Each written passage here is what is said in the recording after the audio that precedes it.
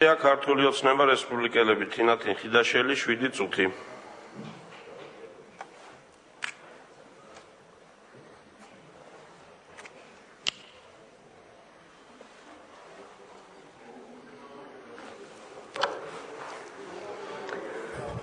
მე წეგან თქვი რომ დღეს 6 თებერვალია თქო და ისევ იქიდან მინდა დავიწყო, იმიტომ რომ მინდა რომ ეს არ დაგვავიწყდეს, რომ დღეს ზუსტად ის დღეა, როდესაც ეს ამბავი მოხდა.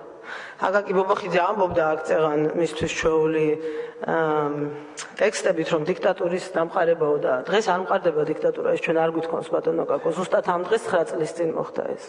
კონსტიტუციაში ზუსტად ამ დღეს 9 წლის წინ მოხდა, დღეს არა, ეს პატარა შენიშვნისთვის.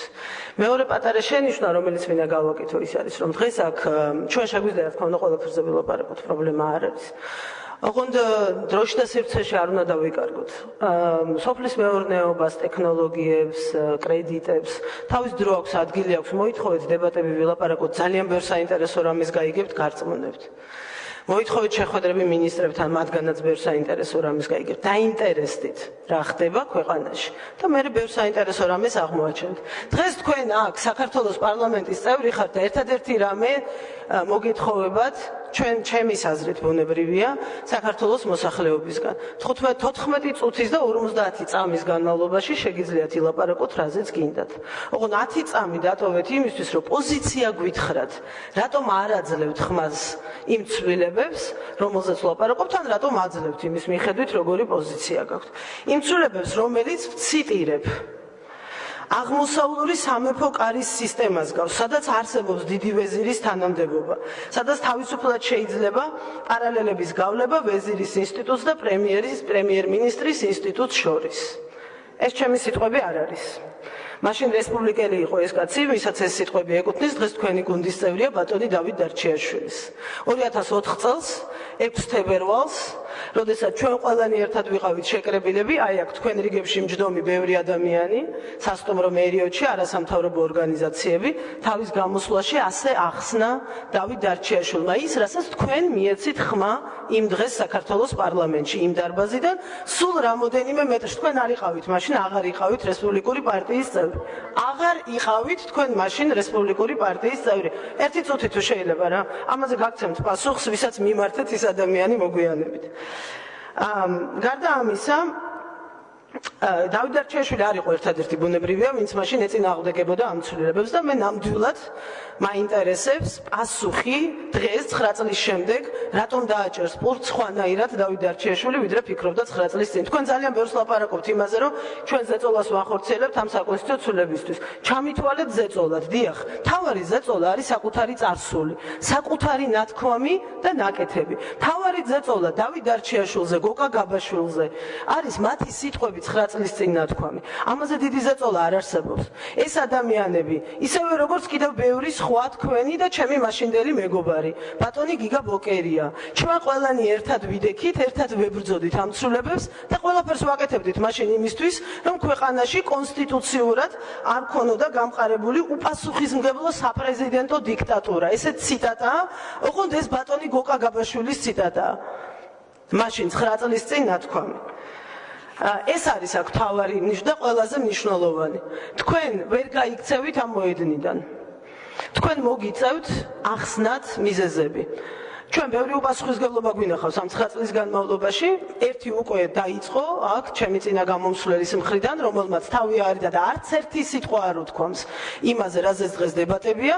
დიდი იმედი მაქვს, რომ ასე არ გაგრძელდება და ვინმეს მაინც, რომელიმე თქვენგანს ეყოფა გამბედაობა, თქვას ხმამაღლა მიზეზები. რატომ ფიქრობს, რომ საკონსტიტუციო ცვლილებები, რომელიც საფუძველს უქმნის ავტორიტარული რეჟიმის დამყარებას საქართველოში, ეს გიგა ბოკერიას ციტატაა 2004 წლიდან, უნდა შევინარჩუნოთ 9 წლის შემდეგაც. ეს არის ჩემთვის ყველაზე უფრო მნიშვნელოვანი და ყველაზე უფრო დიდი ზეწოლა, რომელსაც მე პირადად, როგორც უმრავლესობის წევრი, თქვენს მიმართ ვანხორციელებ. სხვათა შორის მაშინ იმ შეხვედრაზე ამავე ფერხულში იდგა კიდევ ბევრი სხვა ახალგაზრდაც, რომელსაც განცხადებაზე ხელი არ მოუწერია, მაგრამ დღეს თქვენი გუნდის წევრები არიან ბატონი კანდელაკი, ბატონი მინაშვილი და კიდე შემიძლია გავაგრძელო მაშინდელი კმარელები, რომლებიც ასევე იმავე პოზიციაზე იყვნენ, რაზეც ჩვენ შედარებით უფროსი თაობის არასამთავრობო ორგანიზაციების წარმომადგენლები. და მათი პოზიციაც საინტერესოა 9 წლის შემდეგ, ქალბატონი ჩიორა უკაცრავად დამავიწყდა. ძალიან საინტერესოა რა შეიცვალა 9 წლის შემდეგ და რატომ უნდა გქონდეს ის, რასაც თავის დროზე კიდევ ერთხელ ვიმეორებ, აღმოსავლური დესპოტია და უპასუხისმგებლო დიქტატურის უნიჭო მცდელობა უწოდეს ამ ადამიანებმა. მე მესმის, რომ ამ 9 წლის განმავლობაში მთავარი არგუმენტი სინამდვილეში ერთადერთი ის არის, რომ არ ყოფილა გამოყენებული და თითქოს არც ახლა გამოვიყენებთ. მაგრამ ეს არ ნიშნავს, რომ კონსტიტუციაში უნდა ჩავწეროთ, რომ ვიღაცას აქვს უფლება ქუჩაში გამოვიდეს და ავტომატით დახოცოს ხალხი. მე რა ხო ყველა კეთილინების ადამიანია და ამას არავინ გამოიყენებს. ჩვენ გთავაზობთ, რომ მთელი ეს პროცესი, რომელიც 1 ოქტომბრის შემდეგ დაიწყო, მთავარი პოლიტიკური შეთანხმებით დავასრულოთ აქ ამ დარბაზში ამ დღეებში, რომ ქვეყანაში არასოდეს აღარ დაუშვათ, რომ კონსტიტუციურად განვამტკიცოთ დიქტატურა. და ამის შემდეგ ყველაფერზე შეიძლება ვილაპარაკოთ. ეხლაც გავიმეორებ, რომ საკონსტიტუციო ცვლილებების, ფუნდამენტური ცვლილებების პროცესი გახსნილია, ის ძალიან მალე დაიწყება და არ არსებობს არც ერთი დახურული თემა.